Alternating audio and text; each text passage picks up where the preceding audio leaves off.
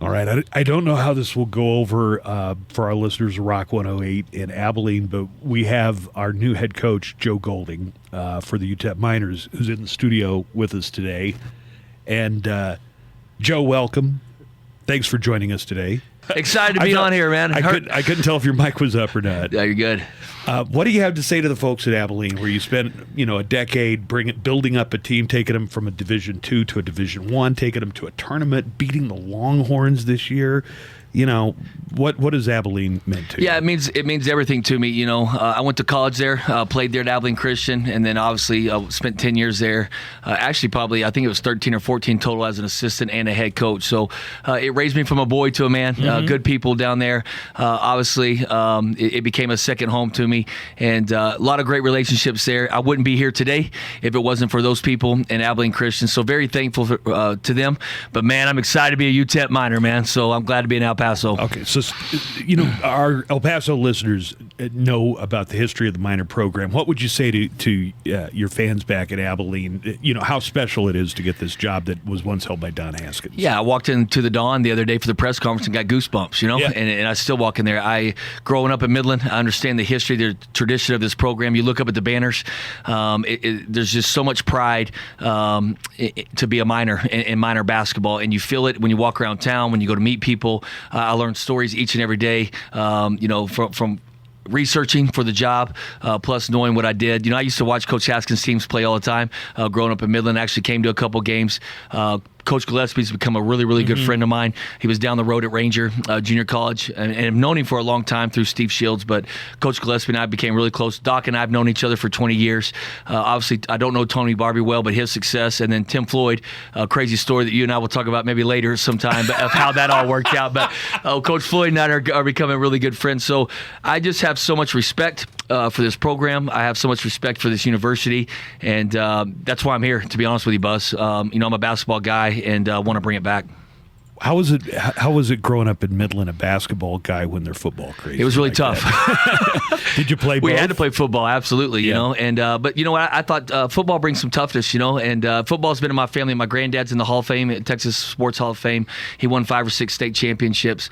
My dad coached football. My brother-in-law is the head football coach at SMU. His dad, Sonny Spike Dykes, was the head coach at Texas Tech for a long time. So, but yes, if you're going to grow up in Midland, Texas, you're going to play some football. There's no way you could just say, for my senior year, I just want to concentrate on basketball. If you're a good football player, the coaches are going to encourage you to play both. Because they don't always do that at every school. Sometimes they'll say you need to pick one of your sports here. Yeah, there's no doubt. And so in Midland, I just went straight basketball once I get to my sophomore year. My senior year in Wichita Falls, I actually went back and played football. My granddad, the stadium's named after him, and I said, you know what, Dad, I'm going to go out and play. And had a hell of a year, Buzz. I actually caught like 100 passes for maybe only like 300 yards. I wasn't a speedster. I was more of a possession receiver. Sounds like you had sure hands, though. There you go, my man. There we go. Where are you in the coaching process right now? I'm sure just getting your bearings and meeting people. Yeah, first thing we did was players. It's been all about the players. So Wednesday, Thursday, Friday, Saturday, we spent time with the players. Great group of kids. Rodney did a great job. His staff did a really good job. There's some talent there, and we're trying to keep as much of it as we can. I think we've had a good week. We're able to go to our first practice yesterday and get on the floor. So excited about all that, and now trying to put together my staff. I've had one guy come with me from Abilene Christian that's in the process of going through the HR, and then we've got one guy here. Okay. Yeah, we've got another assistant here. So we got 2 guys here right now.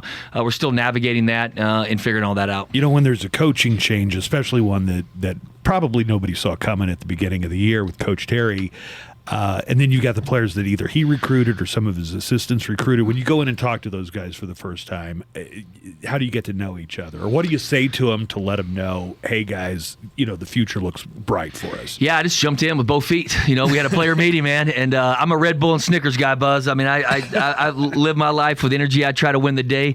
They're probably like, man, this guy's crazy, but I just went in there with a ton of energy, told them the truth. I believe in telling the truth, and so told them what I thought we could do here. and ask them to give me a chance.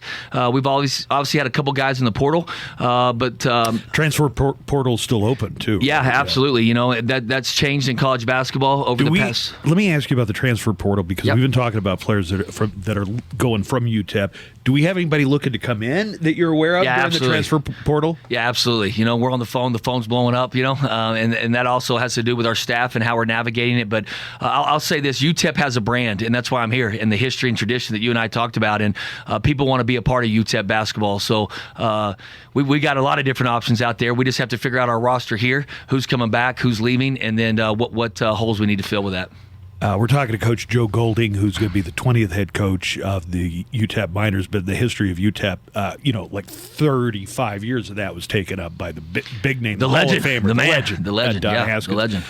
Coach, what are some of your goals? Do you have some concrete goals that you'd like to set out for the first year that you're here? What would you like to see in this first year? Yeah, we want to win, you know, and that's we want to put a competitive team on the floor that can compete in Conference USA, and I think if we do that, we'll give ourselves a chance in March in Frisco, Texas, to make a run. You know, I think in this league, it's been a one-bid league here for the last few years. Drew might know better than me or you, but I think it could be a multi-bid league in time. I think there could be a two-bid league. So here's the deal. If you're winning in league play and you can finish up top in the conference and you're competing for championships, you put yourself, for a chance in March to make a run at it. And so that's the goal, that's the objective, and we're not waiting 10 years for that. We want to do it yesterday. That's how we're approaching this thing. Can you tell us a little more about you, Coach Golding, and your family, for instance? Are they excited about the move? I don't know how old your kids are, but a move can, sometimes be a bigger deal for the kids than it is even for the adults. Yeah, absolutely, man. 2 kids. One's 14. He'll be a freshman. I mentioned at the press conference, he's available. He's my recruit right now. So I look forward to reaching out to high school coaches. I got a list of high school coaches here in El Paso. The other day, I'm going to reach out to every one of them here in the next couple of weeks and make sure I introduce myself. And then while I'm at it, I'm going to talk about Casey, man. I think he's a pretty good player. Doesn't have a left hand. Doesn't play a whole lot of defense right now. Shot selection a little questionable, but he's got to tie that right hand. And he's got to tie it in. Do layups with his left hand. He's got the green light, man. I don't give all my players the green light, but I give my son the green light. And then my little one, man, he's a tough one, man. He's a baseball, football player. He's got a ton of energy like his old man. And then I'm sure some long nights are ahead with him down the road. So he lives life to the fullest and has some fun. And then my wife, Amanda, we've been married 17 years. She's a math teacher and been in education as well as a cheerleading sponsor her whole life. And really proud of her, Buzz. In this business, man, we've lived in 9 houses, I think she told me the other day, and this will be the 10th. So we've had a crazy journey. She's been right there beside me the whole time. And so very thankful. They're excited. They were here the other day. The kids flew back on Thursday. My wife got to go around El Paso. She's seen way more of El Paso than me. I know the dawn to, I don't even know the name of the apartment I'm at, but I know the street. I think it was Stanton Street. Yeah. And so went to Lucy's, and then hey, want to mention it too on your show. Tomorrow I'm going to H&H Car Wash. H&H Car So Wash. I'm going to be there at 7:30 in the morning. I'm going to meet the Sun City legend. I've heard all about him, Maynard. And so I'm fired up. I've heard some stories through Coach Floyd and Coach Gillespie and Coach Sadler about him. And so, and then people you meet here, get your butt to H&H. So I'm going to be there tomorrow at 7:30 and look forward to it. All right. Are you always at this level? That's me, or are Buzz. You just super excited right now? No, man, that's who I am, man. But I am excited, and I think people can see that, man.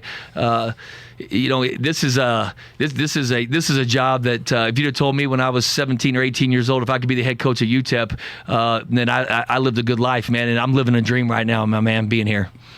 Did you did any other programs get in touch with you? I don't know if you want to talk about this now, but that was a big profile win. Everybody was talking about Abilene Christian. Everybody was talking about that upset in the tournament. Yep. You had to have had some other. Yeah, it's been a crazy 3 weeks. And we built a really good program there the last 4 years. 3 20-win seasons there and 2 NCAA tournaments, and obviously the Texas win.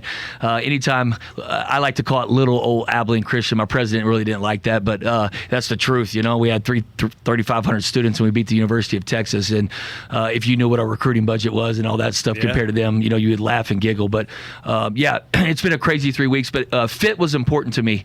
I wasn't just going to leave what we had there for anything. And the right fit, and this is no question the right fit for me. Did you know immediately this job is a fit for me without even flying out? Immediately. And I'll say this, the search committee did a great job. They never lied to me. I don't live my life on social media. I'll promote my program and our players, but I know there was a lot of crazy stuff going out. But Jim was honest from the get-go.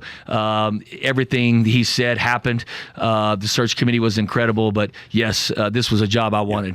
Jim Center is a straight shooter. He is, and I like that about him. All right. Well, thank you, Coach. I know you're going to have a very hectic few weeks or months, or who knows when we'll see you again.